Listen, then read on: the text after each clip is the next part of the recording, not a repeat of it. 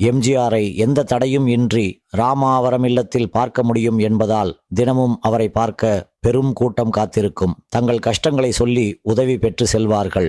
அப்படி ஒரு நாள் 50 வயது பெண்மணி ஒருவர் ரிக்ஷாவில் வந்து இறங்கி ஒதுக்குப்புறமாக சென்று அணிந்திருந்த நகைகளை கலட்டி இடுப்பில் பத்திரப்படுத்திவிட்டு உள்ளே சென்று வரிசையில் நின்றார்.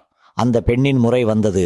அவர்தான் ஒரு அனாதை, தனக்கு யாரும் இல்லை, இட்லி கடை வைத்து பிழைப்பு நடத்துகிறேன், ஒரு கிரைண்டர் வாங்கி கொடுத்தால் உதவியாக இருக்கும் என்றார்.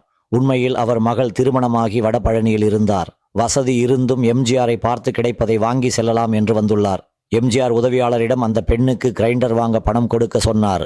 அந்த பெண் அதை பெற்றுக்கொண்டு அவசரமாய் வெளியேறினார். கேட்டருகே செல்லும் போது வாட்ச்மேன் கிருஷ்ணன் அந்த பெண்ணை நிறுத்தி, நீ நகைகளை கலட்டி வைத்ததை நான் பார்த்துவிட்டு ஐயாவிடம் சொல்லிவிட்டேன். இருந்தும் அவர் என்னிடம் உதவி கிடைக்கும் என்று வந்துவிட்டார். உதவி செய்வோம் என்று செய்துள்ளார். அதனால் நீ அவரை ஏமாற்றி விட்டதாக மட்டும் நினைக்காதே என்று